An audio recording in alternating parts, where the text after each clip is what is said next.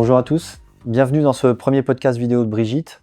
Ce que je vous propose les gars, avant d'aller un peu plus loin sur Brigitte, sur la vision, sur votre vision du monde, de ce qu'on va faire au niveau technologique, de ce que vous aimeriez qu'on fasse, enfin, de votre état d'esprit actuel, j'aimerais bien aussi qu'on revienne un petit peu sur le d'où venez-vous, plutôt sur l'histoire de Stampit, que vous avez mené ensemble, qu'on a mené ensemble, une expérience qu'on a vécue ensemble, vous puissiez me dire un petit peu cette histoire dans le domaine automobile. Voilà, revenir un peu au début, plus de 4500 concessionnaires en Europe, une aventure qui allait assez rapidement, une aventure aussi pour aller aider un secteur qui n'était pas du tout digital à se digitaliser. En 30 secondes chacun, comment vous pouvez témoigner de cette belle aventure? Une aventure extraordinaire en termes humains, je trouve. J'ai l'impression d'avoir grandi, que ce soit humainement et professionnellement, un truc de fou. On a appris à travailler avec des gens justement super, qui étaient exigeants, qui étaient experts dans leur métier, auxquels au début il a fallu convaincre de la nécessité de digitaliser, de passer par nous. Et une fois qu'on a réussi à passer cette étape justement de les convaincre de l'utilité, c'était gagné. Et après, c'était vraiment des relations humaines. Ça, moi, j'ai vraiment adoré bosser avec des gens qui nous faisaient confiance, avec lesquels on pouvait co-construire. On a monté, pour ce qui me concerne malgré tout, je suis assez fier de ce qu'on a fait au niveau technologiquement. Quand tu prends un peu de recul, on a fait de l'IA avant que ce soit à la mode, avant que tout le monde en parle. On a créé notre propre vraie IA, encore une fois de façon maligne et pragmatique. Et ça, c'est une sacrée fierté qu'on peut avoir de nous.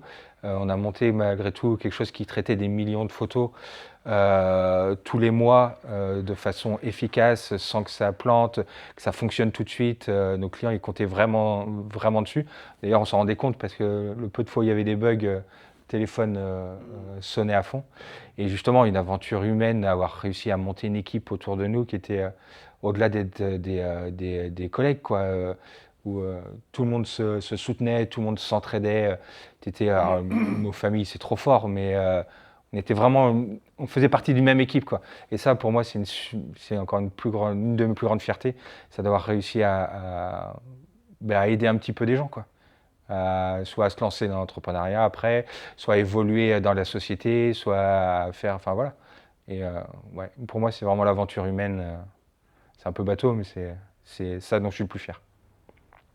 C'est une question, je trouve, qui est pas facile à répondre parce qu'on a résumé en 30 secondes, tu vois, une expérience de 10-12 ans. Et pourtant, c'est une expérience qui est pas longue, en fait, pour la vie d'une entreprise. En fait, tu vois, je me posais la question pendant que tu parlais j'aurais trop kiffé avoir une petite souris, tu sais, qui nous capte plein de moments pendant les 10-12 ans, là, pour faire ressortir un peu la bio à la fin, ou tu vois, ouais, carrément. Enfin, fort d'un point de vue positif, mais d'un point de vue aussi quand on était au plus bas et tout. Et moi, il n'y a pas de moment en particulier que je retiens, c'est vraiment sur toute la durée, en fait, d'avoir tenu quand même bon et jusqu'au bout. Parce qu'on était aussi dans un marché en pleine création d'innovation.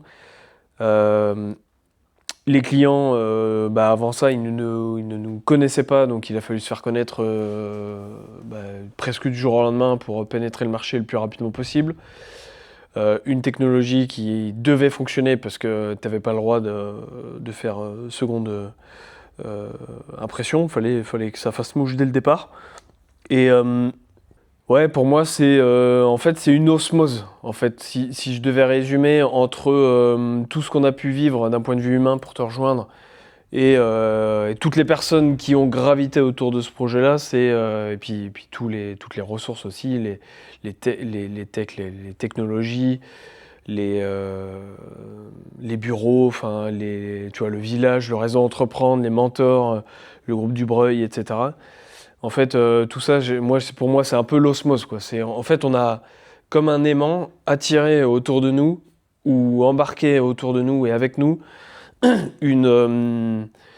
une panoplie d'experts et c'est même pas des experts, c'est de gens quoi, qui nous suivaient, et ça a été cool quoi. Et après c'est passé très très vite, et j'ai eu comme l'impression de pas pouvoir profiter assez de ces moments-là, voire même des moments de doute où en fait paf, on trouvait. C'est comme si ça avait été trop facile, comme si ça avait été un jeu où bon, même si on s'est mis énormément de pression et énormément d'exigences, mais c'est comme si on a eu des échecs, mais c'est comme si, enfin en tout cas moi je les retiens pas du tout, c'est comme si tout avait été préétabli et qu'on avait suivi à la lettre le truc, et ouais carrément quoi, et ça c'est hyper déstabilisant, parce que quand tu te relances dans l'entrepreneuriat, toujours avec forcément une crainte de l'échec dans notre culture, bah, t'oublies ça, mais tu dis, bah, si ça marchait une fois, ça marchera une seconde fois, une troisième fois, une quatrième fois, etc. Mais,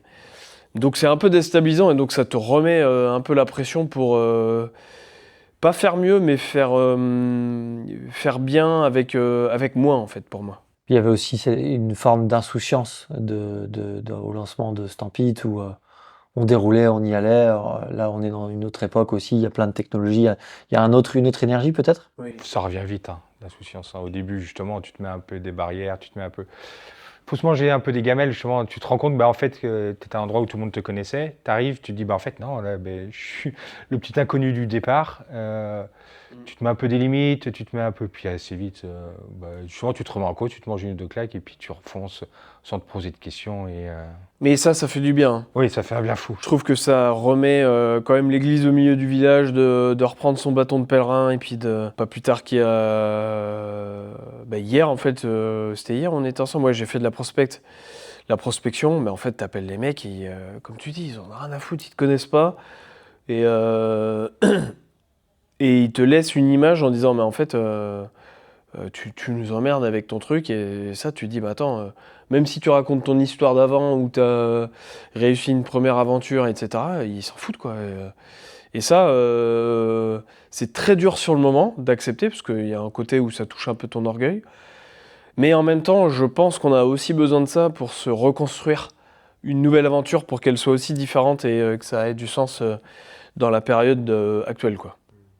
Oui, puis il faut, parce que c'est vrai qu'il faut remettre les choses dans leur contexte. Quand on démarre quand on fait le pivot, on démarre en 2014 l'aventure, mais on fait le pivot vers le secteur exclusivement dédié à l'automobile en 2017, là où personne ne nous connaît.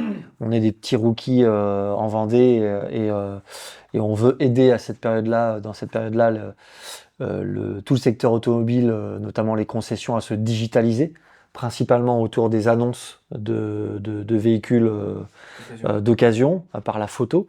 Donc on rentre par une toute petite porte sans être connu, et après on a réussi à aller convaincre et aller voir chaque concession, chaque garage un par un. Et là en fait c'est un peu la même chose avec Brigitte dans le secteur du bâtiment, de la construction, du BTP, où on est inconnu. On repart pour aller les accompagner à s'outiller par le digital, l'intelligence artificielle, etc. Et il faut refaire la même chose dans ce domaine-là, quoi. Ouais, après, dans un contexte qui est quand même beaucoup plus tendu, hein, d'un point de vue business, où t'as des mecs qui ferment leur boîte. Enfin, tous les jours, t'as des mecs qui ferment leur boîte, des mecs ou des femmes. Et donc tu sens quand même que t'as un contexte assez anxiogène, avec un flou artistique sur les années à venir, d'un point de vue économique, politique et géopolitique, et donc technologique aussi, parce qu'en fait là ça va très vite, mais on ne sait pas comment ça va se stabiliser en fait dans les mois, dans les semaines d'ailleurs, et les mois à venir, parce que ça sert même à rien de parler d'années à venir maintenant, c'est tellement le marché va vite.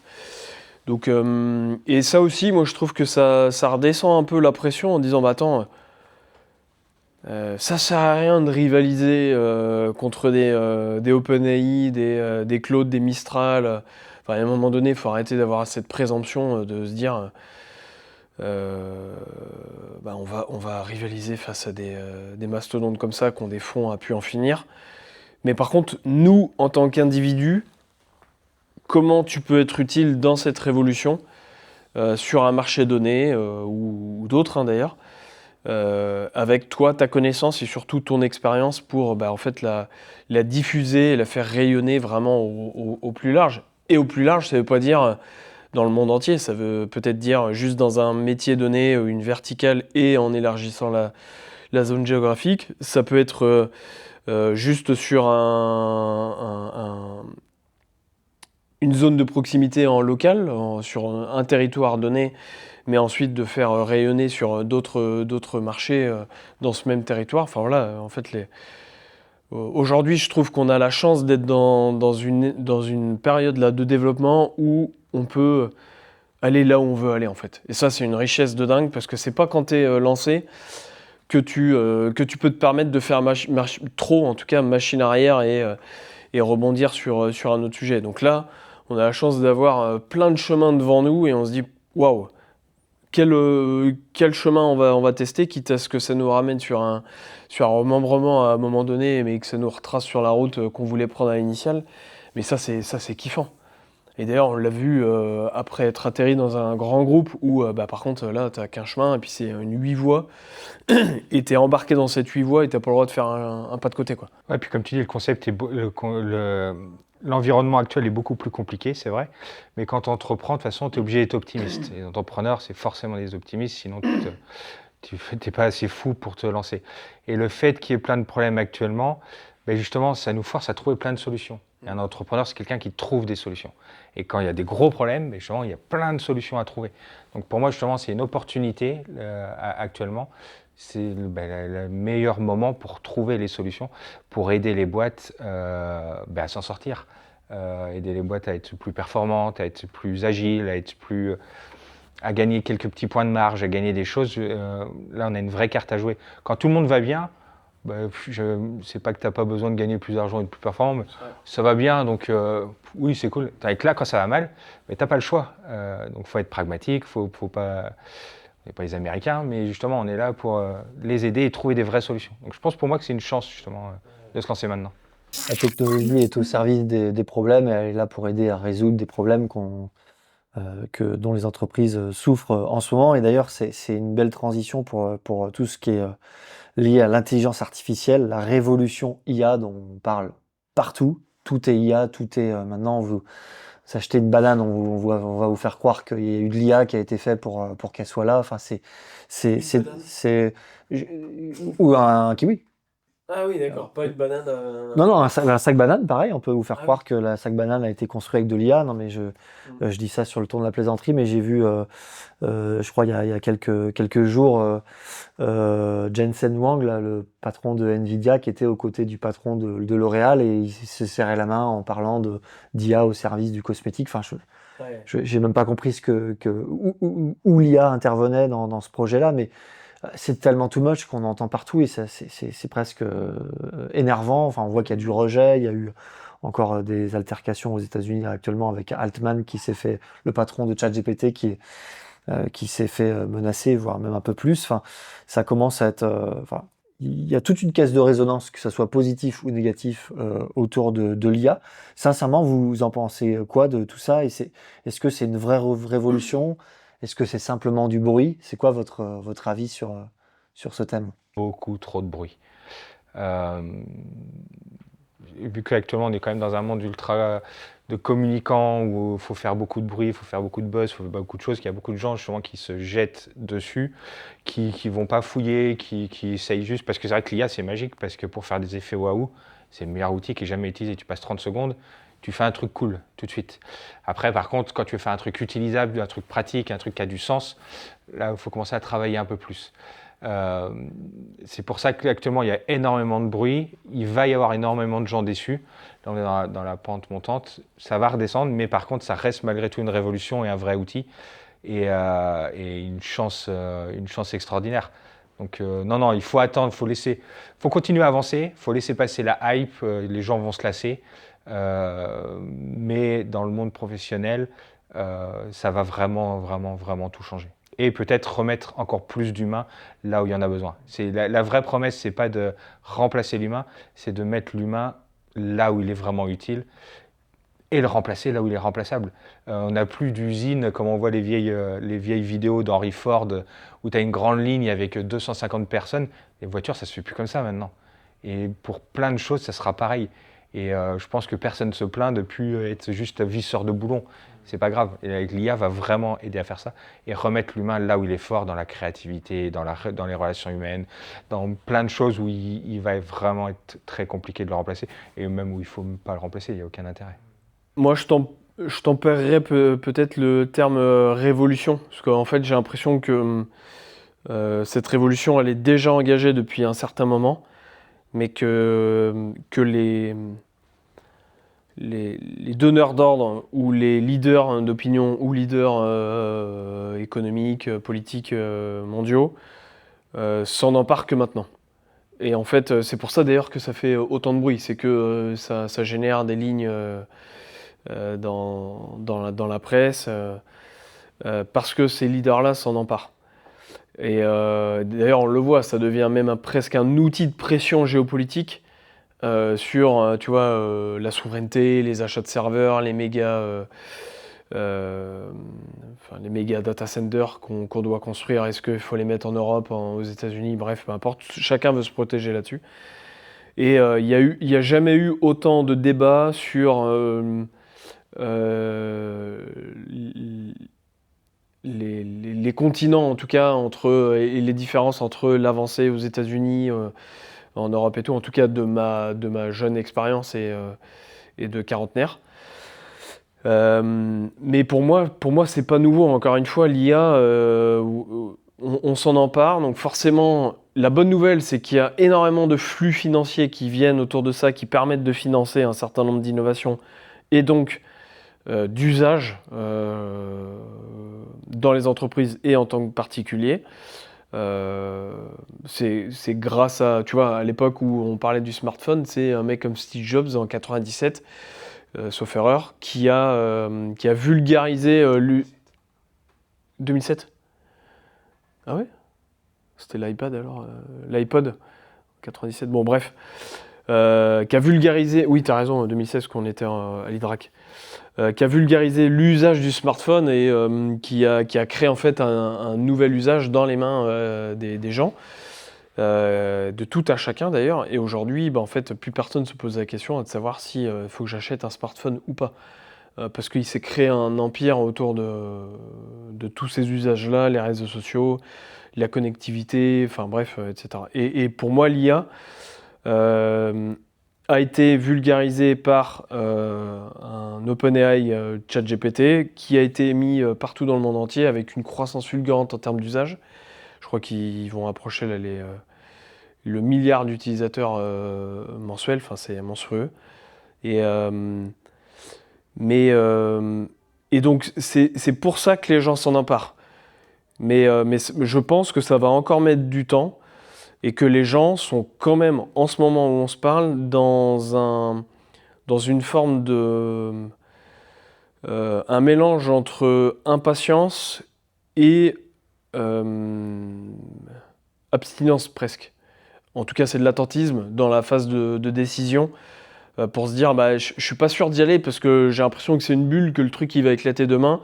Et donc c'est-à-dire que si j'investis tant ici, parce que ça coûte de l'argent, ça se trouve mes centaines d'euros ou mes centaines de milliers ou millions d'euros, ils seront à foutre à la poubelle demain, quoi. Soit je suis un peu dans le FOMO et j'y vais tout de suite, la peur de manquer le truc, j'y vais à fond, j'y vais tout de suite, je cours sur le truc. Soit je suis complètement attentiste et j'attends que ça éclate en bulle, que la bulle éclate et que je dégaine là au moment où tout est passé. Même s'il y a une vraie réalité, tous les gens qui attendent, qui disent ouais, j'ai pas besoin, je sais pas trop, le jour où ils essayent, pour un cas concret, il ne s'en passe plus. C'est extrêmement addictif. Tu te rends compte tout de suite que ça peut être utile, même à une échelle minuscule qui est t'aider à faire un tableur Excel, des formules Excel que tout le monde galère, ça va t'aider à faire ça. Une correction d'un email en anglais, il faut que tu écrives à un professionnel, tu veux que ça t'aide à faire de la mise en page, que ça formalise. Tu le fais avant, tu avais un peu honte de ce que tu envoyais, là ça te fait le truc bien. Rien que des choses toutes bêtes comme ça, tu l'essayes une fois. Tu dis ça parce que pour reprendre les termes d'un Fred Mazella, toi tu dis ça parce que t'es plutôt le jomo, toi. dans le joy of missing out. En gros, toi, tu le fais pour le fun. Tu vas kiffer, tu vas utiliser l'outil parce que tu as un profil un peu dev, un peu tech, qui te permet de tester le truc. Mais en fait, il y a des gens qui sont d'ailleurs, on le voit dans notre quotidien, qui sont à des années-lumière. Et heureusement que tu as des fédérations nationales, internationales qui poussent des messages auprès des réseaux pour se dire non, mais testez quand même déjà, commencez à tester un chat GPT ou un truc, puis après vous verrez. Mais sinon, il y en a qui sont très loin. Ah ben complètement. Je suis sûr qu'il y a des. Tu vois, mon père par exemple, je suis certain qu'il n'a pas, il a pas utilisé un chat GPT encore. Complètement. Mais ça reste. Lui, c'est plutôt la peur, tu vois, c'est de se dire attends, moi je veux pas mettre là-dedans parce que j'en ai pas le besoin, tu vois. Et la peur, je la comprends et j'ai envie de te dire que moi aussi, des fois, j'en ai peur de l'IA. Mais je pense qu'il y a deux façons de réagir face à cette peur-là. C'est la réaction justement du refus, de dire non, je veux pas de ça, voilà. Moi, ma réaction est différente et dire justement, je veux comprendre, je veux m'en emparer et je veux m'en servir pour vraiment, soit avoir une vraie peur justifiée ou soit contrôler justement de ce que je veux qu'on en fasse et après, c'est peut-être mon profil technique qui m'aide à pouvoir faire ça et à pouvoir le comprendre. Même si justement, l'IA permet de comprendre l'IA. L'IA, dans l'inconscient collectif, pour beaucoup de gens, ça reste un chat auprès duquel tu demandes une information, il t'en donne une réponse. Et c'est ça pour eux, l'IA. Ils n'imaginent pas que ça peut effectuer des tâches que eux font de manière répétitive au quotidien, qui sont différentes. Et peut-être qu'une fois qu'ils vont les découvrir, ils pourront plus revenir en arrière, mais ils n'ont pas forcément la capacité actuellement de se projeter sur quel va être l'usage autour de l'IA. Moi, je me souviens au début de Stampede dans le secteur automobile, en 2017, quand tu fais passer les vendeurs d'un appareil photo numérique, pas réflexe, les numériques, vous savez, avec le cordon qui est connecté de l'appareil jusqu'à l'ordinateur. Nous, on est venu juste, dès en arrivant, supprimer ce côté cordon pour simplifier, parce que tout le monde avait un smartphone dans la poche, pour utiliser le smartphone, en un bouton, cliquer sur envoyer, et les photos étaient automatiquement envoyées sur leur outil métier. Et ça, c'était un petit détail, mais quand on n'a pas compris qu'on peut gagner cette étape tous les jours, tout le temps en le faisant, un coup qu'on l'a fait, on ne reviendrait pas en arrière. On a besoin que quelqu'un, parfois, nous montre... C'était pas le cas dans toutes les concessions, hein. Je ne sais pas si tu te rappelles, mais quand on a déployé un PSA Retail, on a négocié pour eux et avec eux, auprès de, je ne sais plus si c'était Orange ou Apple direct, des prix pour qu'ils équipent d'iPhone, les SE, là, les SE, ou c'était même pas des téléphones, ce qu'ils voulaient pas que ça téléphone, ça devait être des iPods, je crois, voilà, qui permettaient de juste être focalisés sur les photos de la concession uniquement. Donc ça veut dire que même en 2017, donc c'est 10 ans après du coup la création du smartphone, pour faire le lien avec ce qu'on se disait tout à l'heure, mais tu avais encore, tu vois, des points de vente pour un métier qui est quand même assez innovant sur le principe dans le véhicule, qui était encore à l'âge de pierre sur ces sujets-là, tu vois, donc ça met du temps en fait. Hein. Puis il faut faire attention, on parle d'IA comme si c'était quelque chose. C'est comme dire, quand on parle du bâtiment, un maçon et un électricien ou un plombier, ils font pas le même boulot. Pourtant, les deux, c'est le bâtiment. Quand on dit l'IA, c'est la même chose. C'est plein de choses différentes. L'IA, c'est l'intelligence artificielle, ça veut tout et rien dire. On peut mettre à peu près ce qu'on veut derrière. Donc, il faut faire attention à ça aussi, à ces mots un peu bullshit. Oui, en fait, l'important, c'est l'usage. C'est qu'est-ce qu'on en fait. C'est un outil. Et ça peut être un outil magnifique, comme voilà, faire des vidéos de skateurs qui skatent sur des chiens, quoi.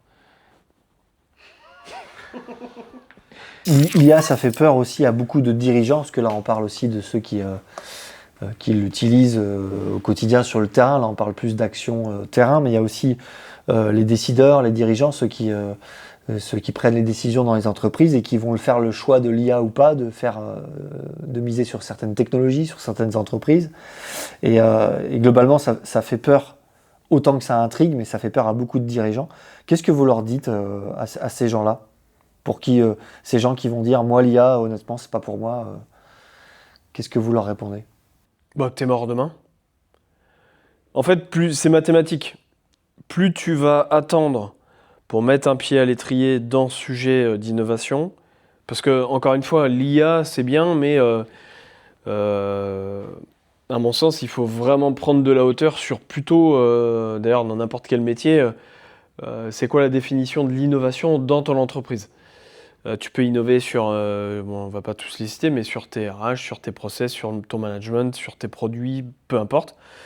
Mais du coup, c'est quoi l'innovation? Et ensuite, tu redescends potentiellement sur de la digitalisation, de l'implémentation de sujets innovants, grâce potentiellement à un outil qu'est l'IA. Et en fait, mathématiquement, plus tu vas attendre pour te digitaliser ou innover ou implémenter de l'IA, bah, plus tu vas avoir du retard sur les technologies, parce que le train, il est, lui, à plus que grande vitesse sur les technologies. Et donc tu ne pourras pas dire à un moment donné, non, non, mais moi je vais attendre celui qui passe dans 6 mois ou dans un an. Parce que le problème, c'est que en fait, tu auras eu une dette presque technique d'usage pendant ces 6 mois-là. Donc nous, ce qu'on dit, c'est, pour répondre à la question, commencer de manière hyper maligne, hyper Soft, quoi. sobre d'ailleurs, pour reprendre un terme, très sobre en se disant, bah ok, je vais tester, souveraineté, pas souveraineté, ça c'est des questions aussi à se poser, mais... Et donc au moins tu testes, et puis tu vois, ou alors, au pire, tu échanges avec des gens qui ont déjà fait, mais qui te disent, mais pas avec ceux qui te disent comment faire. Parce que bien souvent, on voit arriver sur le marché des experts IA, pour reprendre les termes, qui s'inventent être experts, alors que 6 mois avant, ils étaient consultants en management ou en RH, et j'ai rien contre les consultants, mais... Et donc, pour moi, dans ce métier-là d'innovation, tu es obligé de créer de la valeur, d'entreprendre sur un axe, pour se dire, ok, moi j'ai fait, je peux te montrer comment faire. Mais il y a beaucoup trop de sachants aujourd'hui qui te montrent l'exemple, et donc, toi, fais, vas-y. Et au mieux, on est là pour t'encadrer, pour t'accompagner, pour t'aider à marcher sur ce chemin-là, mais on ne va pas faire à ta place, quoi. Ouais, je suis complètement d'accord. Je pense que la majorité des gens, malgré tout, ont déjà essayé. Les entrepreneurs l'avouent pas forcément, le disent pas forcément, parce que des fois, ça peut être un peu une honte d'utiliser ça pour traduire des emails ou pour faire des usages un peu basiques. Mais il y a beaucoup de gens qui ont essayé, et c'est super. Et là où je te rejoins complètement, c'est que faut essayer, faut se tromper. Vous risquez pas grand-chose. Vous risquez beaucoup plus, comme tu disais, à pas essayer qu'à essayer. Et voyez les limites, et voyez vos limites, et voyez le temps que vous avez envie d'y passer. Et après, une fois que vous avez compris ça, justement, faites-vous accompagner par des gens qui vont faire pour vous, qui vont venir vous aider, vous accompagner en fonction de vos besoins réels dans l'entreprise. Parce que justement, quand on parle de différence de compétitivité entre une boîte qui utilise l'IA et une boîte qui ne l'utilise pas, c'était pas comme avant où tu avais le temps de réagir, où c'était une différence de 2-3% de croissance.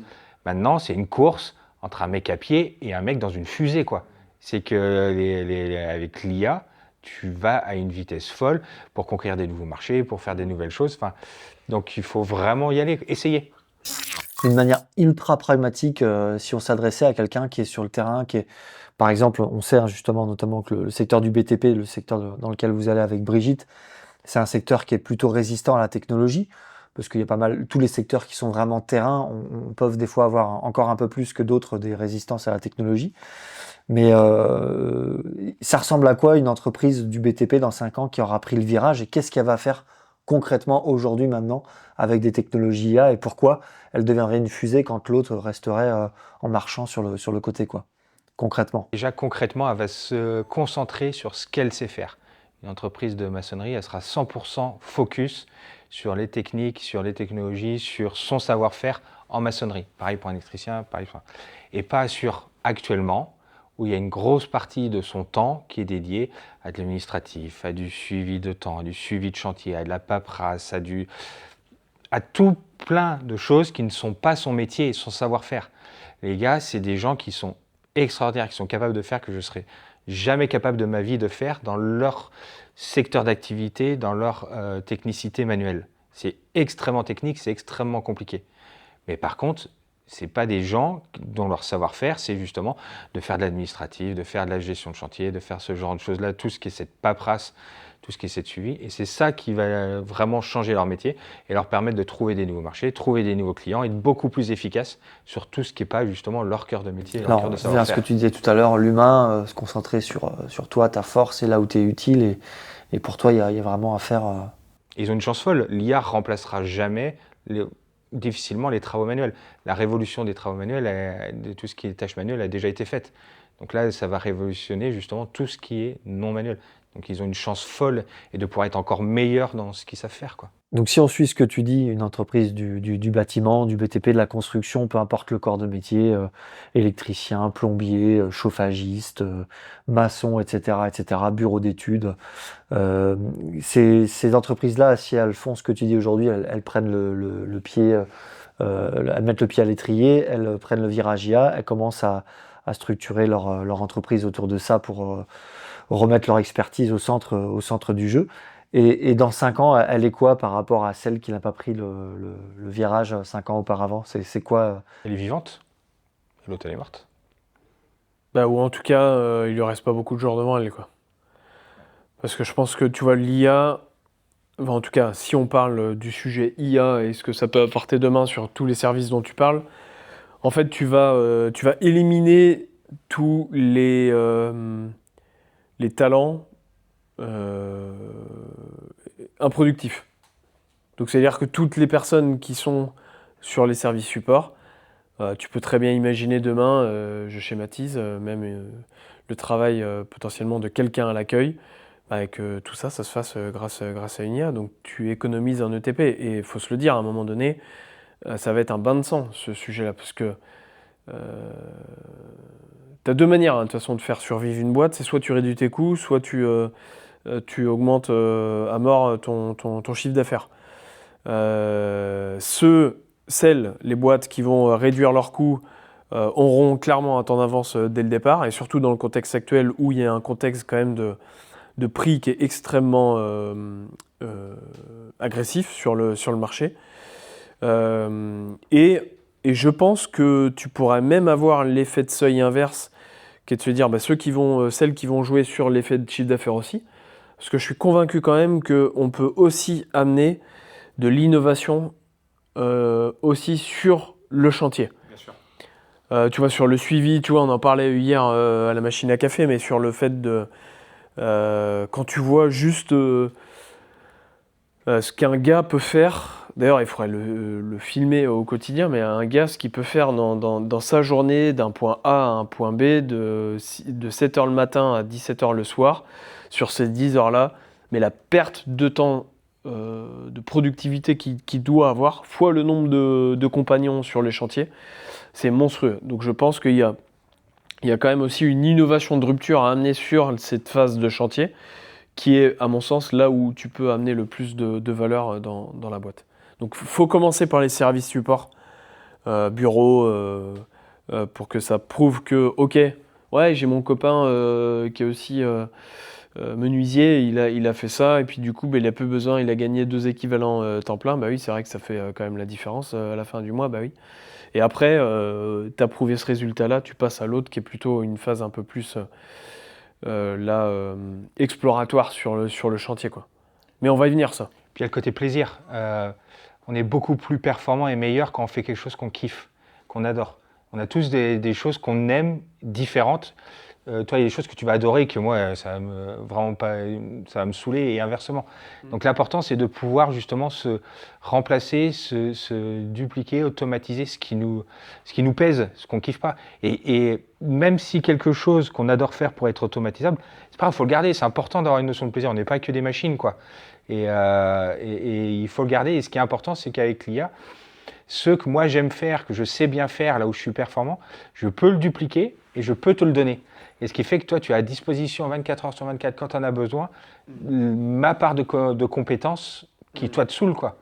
Et comme ça, tu gardes que la valeur plaisir dans ce que tu fais. Et ça, c'est hyper important pour moi aussi. C'est l'image aussi de l'économie de la connaissance, où quand tu lâches un billet de 10 euros, si j'ai 10 euros dans la main et que je te donne 10 euros, toi tu gagnes 10 euros et moi je perds ces 10 euros. Alors que quand tu donnes toi une connaissance à une IA pour qu'elle répète cette connaissance, toi tu la gardes cette compétence. Exactement. Donc c'est aussi intéressant.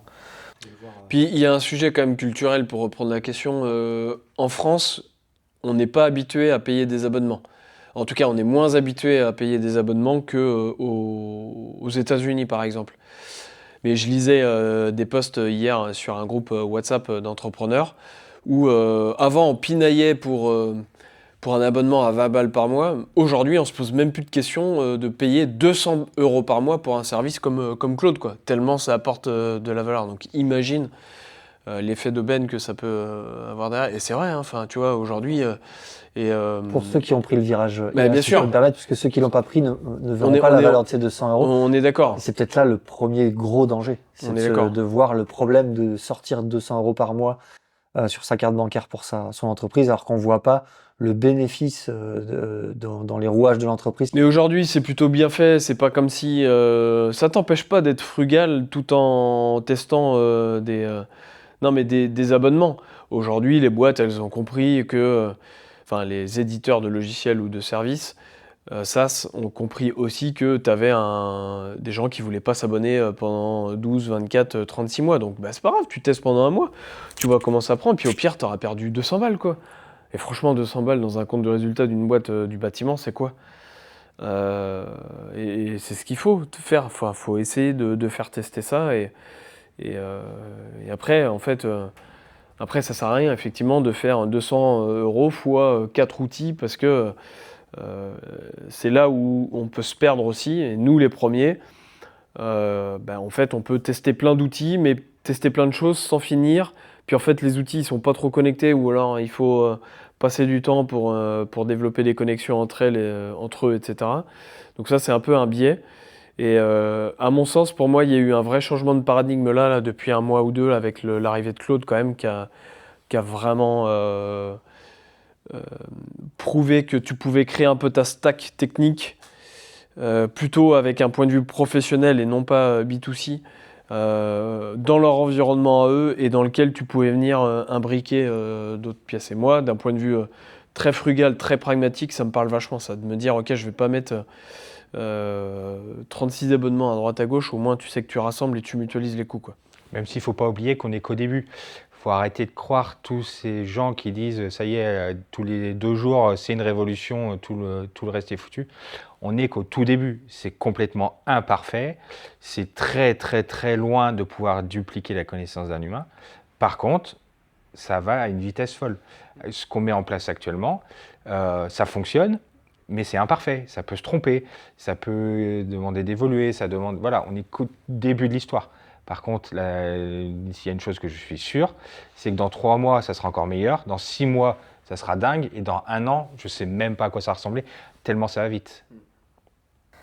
Qu'est-ce que vous diriez à quelqu'un qui n'a jamais entendu parler de Brigitte en une phrase pour la présenter ? Brigitte, c'est ton compagnon de route pour implémenter l'IA dans ta boîte. C'est ça, c'est l'équipe et le service qui te comprend et qui va justement t'accompagner en te tenant la main justement pour intégrer l'IA chez toi. Je sais que vous parlez toujours d'immersion terrain avant de déployer quoi que ce soit dans les entreprises, de mettre de l'IA dans leur processus de travail. Et pourquoi ça, c'est justement non négociable pour vous, ce côté immersion, ce côté terrain ? C'est une des forces de l'IA, c'est d'être justement plus être généraliste, mais de pouvoir justement s'adapter à l'entreprise et à l'humain. Et chaque entreprise est complètement différente l'une de l'autre. Et c'est important justement de comprendre la culture de l'entreprise pour venir justement proposer des solutions qui seront vraiment adaptées à ses besoins. Et on parle beaucoup d'IA depuis tout à l'heure, mais des fois les solutions, c'est même pas de l'IA, hein, c'est juste utiliser des automatismes, des petits programmes, des choses qui sont très simples, qui sont très peu coûteuses et qui vont en fait révolutionner.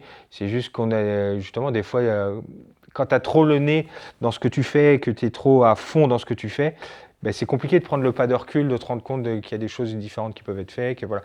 Et nous, on est vraiment là pour justement venir forcer à faire ce pas de recul et de dire là, on peut mettre de l'IA, on va faire un truc dingue, là, ça va vraiment t'aider. Par contre, là, on peut faire de l'automatisation, où là, juste, tu as déjà tout ce qu'il faut, tu as déjà toutes les clés chez toi, change juste un tout petit peu tes pratiques et tu vas voir, ça va tout changer, quoi. Et qu'est-ce qui vous différencie, qu'est-ce qui différencie votre approche, qu'est-ce qui différencie Brigitte par rapport à une boîte traditionnelle, soit, alors c'est compliqué à qualifier, soit c'est une boîte d'informatique, soit c'est une boîte de logiciel, un SaaS, une entreprise de service, enfin, j'ai même envie de dire peu importe, qu'est-ce qui va faire la force de Brigitte et la différence vraiment notoire par rapport à ce qu'on peut connaître des gens qui nous accompagnent dans ce domaine-là. Bah, c'est le côté faiseur. Ok, il faut tester, mais regarde comment on peut tester. Et nous, on a déjà testé cet exemple-là. Regarde ce qu'on a déployé la semaine dernière. Ça peut donner quelques idées, faire émerger quelques opportunités chez les clients. Mais pour moi, ça, c'est le premier point, c'est le côté faiseur. Et puis le deuxième, c'est le côté humain qui est extrêmement important, où on a vraiment... et je pense qu'on en a un peu terminé avec ce défaut de... en se disant, bah tiens, on n'est pas au niveau et peut-être qu'on a... J'ai pas le terme en tête, mais de... Bon, peu importe. Et là, on a vraiment des choses à montrer, à prouver que, bah ouais, sans bomber le torse ou sans manquer de modestie, bah en fait, on a quand même des choses à transmettre, à partager. Et après, ça prend pas du côté client. Mais en tout cas, je pense que pour faire le lien avec le côté immersion, c'est vraiment ça qui est important. C'est avant de créer une dépendance à ton produit, tu vas presque créer une dépendance aux personnes qui vont t'accompagner, quoi. Et moi, c'est ce que j'adore hein, dans notre métier, c'est qu'on est pieds et poings liés presque avec la personne. C'est comme si on était dans leur codir pour... encore une fois, on n'est pas dans leur boîte, on n'est pas... mais on les aide en tant que pirates à prendre un peu ce pas de côté pour les aider à se jeter dans le bain. Et ça doit se faire avec une relation de confiance. Et cette relation de confiance, elle doit commencer par un premier contact humain, immersion, où les personnes en fait, vont te faire confiance pour te transmettre des informations, voire même confidentielles, quoi. Ouais, 100% d'accord. On est des faiseurs, je pense. C'est quelque chose qui nous défie bien et on ne fait pas de fausses promesses. Et étape par étape, à la vitesse de la personne qu'on va accompagner. Justement, en tant que faiseur, vous réalisez des choses concrètes. Et est-ce que vous avez un exemple très concret d'un client, une situation, un avant-après qui pourrait illustrer exactement ce que fait Brigitte au quotidien pour une entreprise avec des technologies comme l'IA ou autre pour se transformer?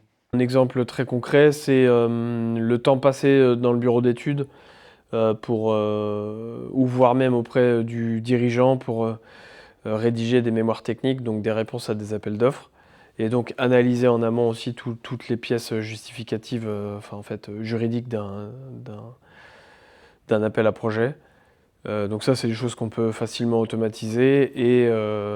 Mais ça, c'est qu'une petite brique, en fait. Encore une fois, on commence vraiment par un cas d'usage très concret, très quick win, qui permet de montrer que ça fonctionne, que c'est pas que du vent, que c'est pas magique non plus, que ça te fera pas 100% du boulot, qu'il faudra toujours ton côté expert technique humain pour finaliser la réponse à l'appel d'offres. Mais ça marche bien, quoi. Et donc là, en fait, tu enlèves un goulot d'étranglement dans la boîte parce que généralement c'était le dirigeant qui faisait ça le soir ou les week-ends juste pour répondre à des appels d'offres, pour aller chercher de nouveaux business.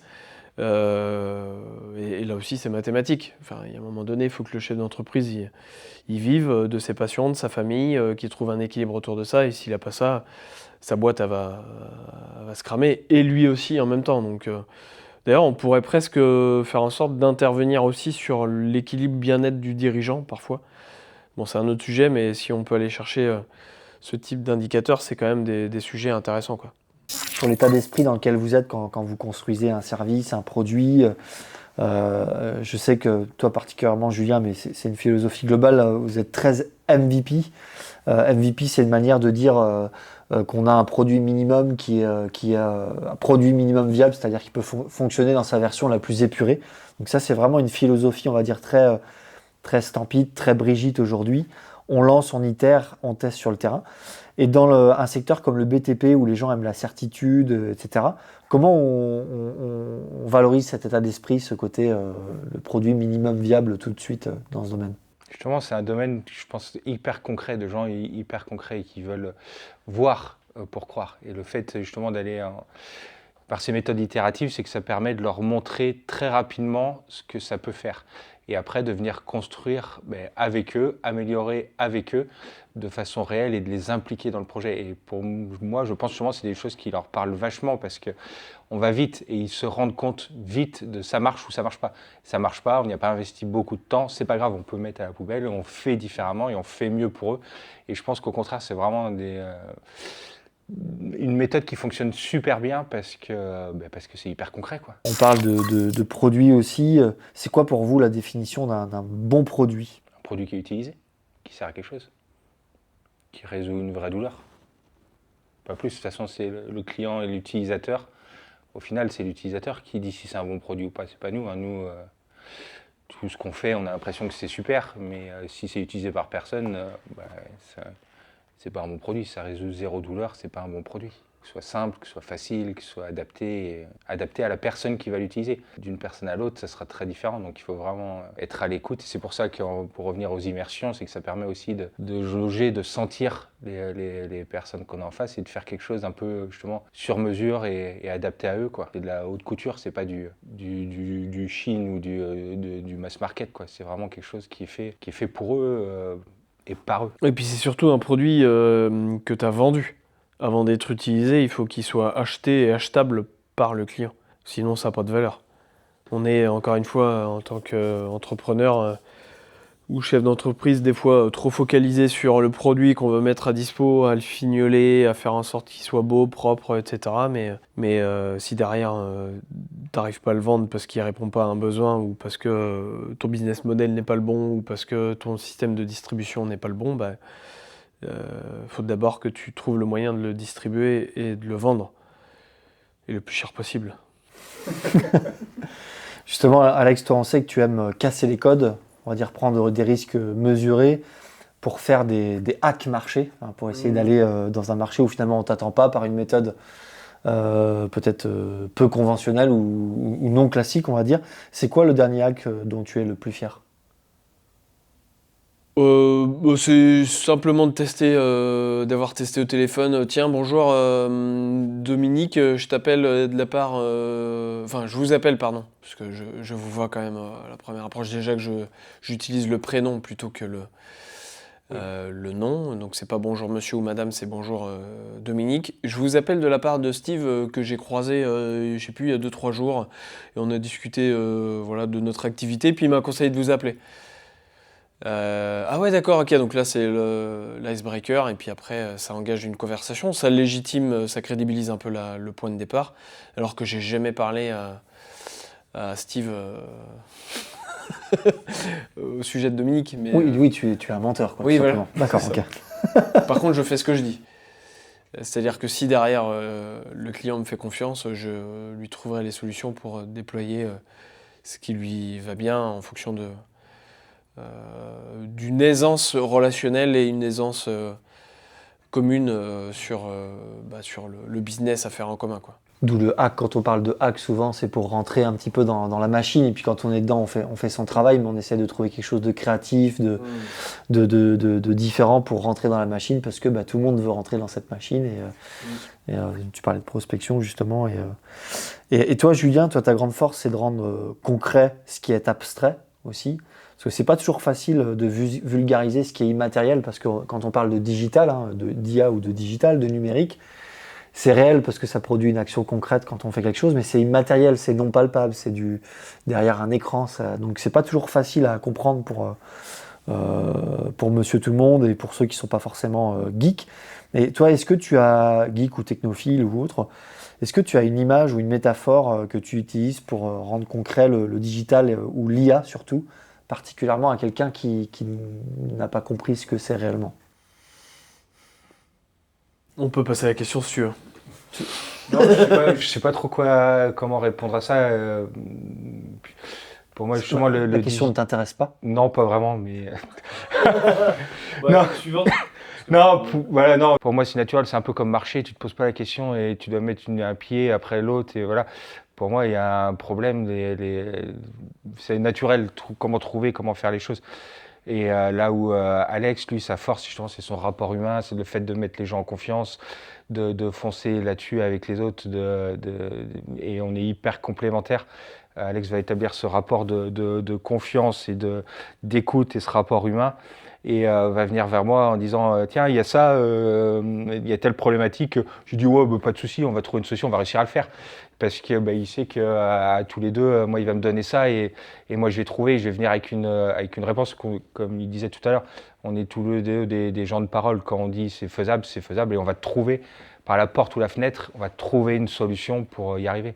Et vraiment, c'est ça qui fait la force de Brigitte, cette complémentarité, quoi. Oui, puis c'est de se dire à Alex quand il va vouloir répondre à un besoin terrain, il va pas se poser la question de est-ce que c'est fait derrière avec un tournevis, un marteau-piqueur, une clé de 12. Non, parce que le client se pose pas cette question-là. Exactement. Donc moi, il y a une empathie client à avoir, et il faut parler le discours du client et pas le discours technique, quoi. Une voiture, tu t'en fous de le moteur, comment il est fait. Alors, il y a des passionnés qui vont savoir chaque durite. L'important, c'est qu'elle t'emmène d'un point A à un point B. La technique, c'est pareil. C'est est-ce que ça fait ce que j'attends, oui ou non. Comment ça le fait, on s'en fout. Pour terminer un petit peu sur l'aspect aussi technologique, je pense que vous êtes tous les deux, enfin, je pense qu'on est tous ici dans cette pièce dans une culture un peu geek. On est né avec l'iPhone. Enfin, on a découvert, j'ai envie de dire, au fur et à mesure l'informatique personnelle débarquer, Internet, le smartphone. Enfin, on a vu tout le monde digital se construire autour de nous. On l'apprécie, on a testé, on est les premiers à mettre les mains dedans. C'est ce qu'on fait aussi en ce moment avec les IA, les différents outils qui débarquent. C'est quoi, vous, les technos du moment que vous trouvez vraiment spécial et qui vous rendent presque accro, que vous avez envie d'utiliser énormément pour vos travaux au quotidien? Bah, me concernant, moi, c'est Claude, enfin plutôt Cowork, qui permet de développer des agents sans connaissances vraiment techniques en tant que telles. Ça permet quand même de déchiffrer un problème en une vraie solution, et surtout de faire un travail qui peut être fait à ta place. Donc, et je trouve que c'est vraiment intéressant parce que ça te force à te mettre dans un mindset de je fais comment aujourd'hui et comment mon agent que je peux développer avec Cowork doit faire demain. Et d'ailleurs, Claude est super bien fait parce que lui te permet de t'accompagner dans ces différentes phases-là, te permettant d'arriver à cette finalité. Exemple, lire des messages de discussion sur un WhatsApp où moi j'ai plein de messages non lus sur un canal de discussion, mais où je veux pas forcément passer à côté d'une information qui serait susceptible de m'intéresser dans mon business. Eh bien, je lui dis de mettre de côté toutes les autres discussions qui ne m'intéressent pas, et donc tu définis des règles pour ça. Et c'est marrant de voir à quel point, comment on peut adapter aussi notre aspect cognitif, qu'on oublie de manière naturelle, à potentiellement des fois un agent, ou l'inverse, comment l'agent doit s'adapter à notre aspect cognitif à nous. Moi, j'utilise principalement 3 outils. Claude Cowork également, pour automatiser des tâches, on va dire, un peu administratives et de réflexion, de prise de recul. Cursor, qui est très complémentaire à Claude, parce que je reste malgré tout hyper attaché aux IDE, un peu à l'ancienne, avoir cet outil-là, et voilà, j'y reste encore attaché. Et Lovable, parce que je suis pas le meilleur en design front, en développement d'interface utilisateur. Et c'est un outil qui est juste dingue par rapport à ça. Donc moi, c'est vraiment mon triptyque d'outils qui... je suis... Il n'y a plus un Julien, il y a 25 Julien qui travaillent en même temps. Et ça, c'est juste fou. Merci les gars. Merci. Merci.